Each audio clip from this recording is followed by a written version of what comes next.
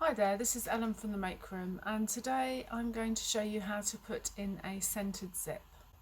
So first of all, I've prepared a piece of fabric as though it was a seam, and I've seamed it to there and left the rest open, which is where the zip's going to go. And on the wrong side the edges are all neatened, and I've actually pressed under the seam allowance on the open edges as well, the amount that the seam allowance is in your pattern, and then that's ready to put in the zip into the opening. So here's a traditional what we call coiled zip that I'm going to put into this opening, and first of all I'm going to offer it up to the edge of the opening so that the seam allowance above the zip end, which is 1.5 centimetres or 5/8 of an inch, is flush with the top of the opening. And then I'm going to centre my fold into the middle of the zip teeth and just pin it along one edge.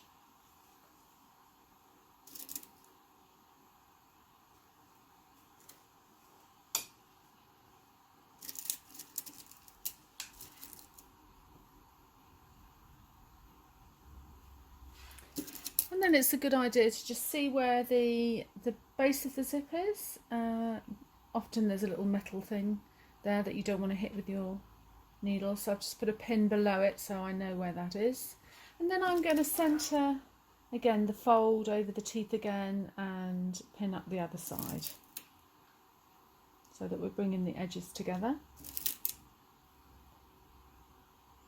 When you're putting in a zip in clothes, you always work from the right side, as you can see, of your fabric.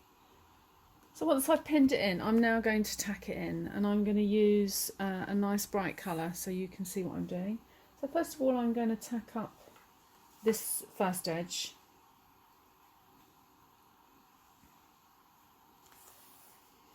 And by tack I just mean a long and a short stitch. That's just to hold it in place while you do your sewing. So I've just done one stitch to lock it off. Just take that pin out. And then I'm going to keep the edge in the centre of the teeth. And I'm just making sure that I sew it quite close to the teeth. I can feel the zip teeth through the fabric. So I sew along like that.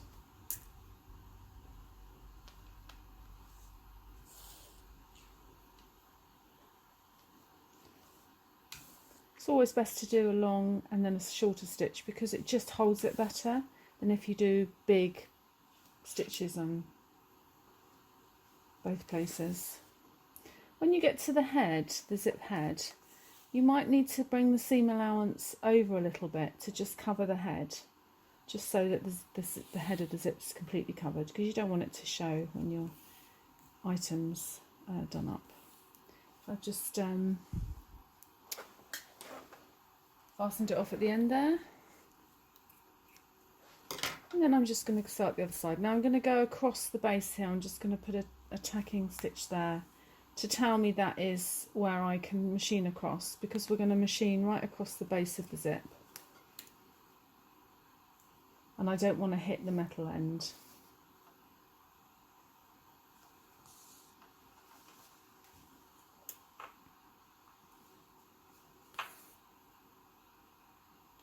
I'm just holding the edges together with my fingers as I go along, taking the pins out as I go.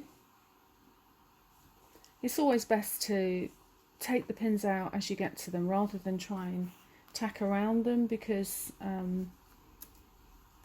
that often means that you end up doing your seam bigger, or you have to work around the pin and then it's not as close as you want it to be to the zip. So I'm just pulling it over the head of the zip there and just going to fasten it off. Just make sure that I've got the top of the zip at the top. Just one back stitch. Now the next thing I'm going to do is I'm going to go down all that opening with an oversew stitch, and that's really important because that's going to hold it together while you're sewing and stop the two edges from pulling apart. So I'm just going to fasten it on at the top here. Just do a couple of stitches to keep it nice and firm. And then I'm just going to do an over sew, not too big, all the way down the centre.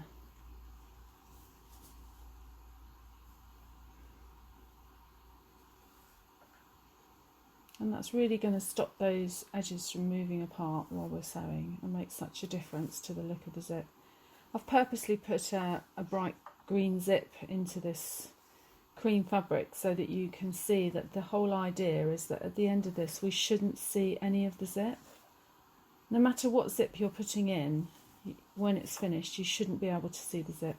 Maybe just the head of the zip, and that's about it. Just fastening off at the bottom there. And you can see that's all nicely held in position now, ready to sew. So to sew the zip on, I need my zipper foot. Now a zipper foot looks like this. It will be cut away on either side, and this is a universal foot, so it's the same for almost all machines, maybe apart from the more expensive Bonina ones. So you get this zip with your machine when you buy it. I'm going to put it on my machine. Now to do that, I just got to press the lever at the back of the machine. There's a little black lever that I push and the foot drops off. And you'll notice that there's a bar that goes right across the foot. I can put I can fix it on that side or that side according to which side of the zip I'm machining. Now it's always best with a zip like this to machine down both ways, not to go down, along and up, just because if fabric shunts, it can shunt in different directions and you'll get like a twisted zip.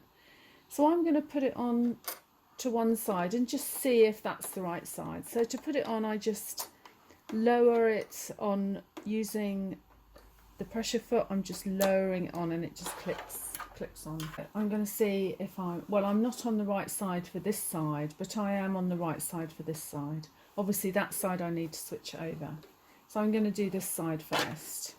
So put your threads under the foot towards the back and then put the foot down, and basically this part of the foot, the metal part of the foot, is going to run along the teeth of the zip that you can feel with your finger. So if you put it down as close as you can get it to the teeth and then put your needle in. Now you can also move your needle to get closer to the zip teeth, which is always a good idea because often this is too far away from the edge.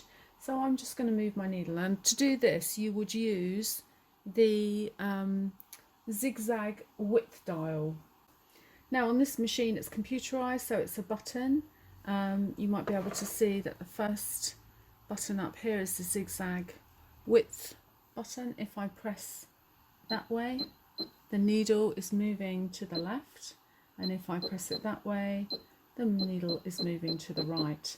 Well, I want to move my needle to the left so that I'm much nearer the teeth.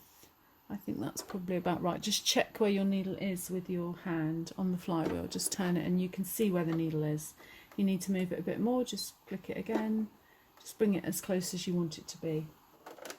So here is a traditional machine that has dials instead of buttons, and on this particular machine it's this one at the top, and it's got a little zigzag icon there so that you know, and when you turn the dial one way the needle moves to the left, and when you turn it the other it moves back to the middle. This one doesn't go to the right like the computerized one, it only goes to the left, but normally that's all you need it to do. So when you're in straight stitch, this won't do zigzag, all it will do will move the needle. So once you've positioned your needle, you can start sewing, do a bit of reverse at the top and then go all the way down, keeping the edge of the zip close to the teeth all the way to the bottom. And then once you get to where you've marked it for going across, put your needle down, turn it and go across the base and then reverse. And then we're going to go down the other side, but this time we'll need to move the zip foot to the other side. So I'm going to drop the foot off, move it across, put it against the zip teeth, and then move my needle this time as far as the other way as I can, and then again reverse at the top, go all the way down to the bottom, and then stop when you get to that base stitching and just reverse and then cut the stitches. So use an unpicker to take the tacking out. If you use the back of the unpicker, you can pull the stitches out quite quickly. Sometimes they may get caught in the sewing, but don't worry about that, you can normally get them out. So I've taken all the tacking out, and as you can see, a nicely centered zip. You can't see the zip, maybe just a little hint of the head there. It's just poking out, but apart from that, it's very well hidden, and you can open it, obviously close it.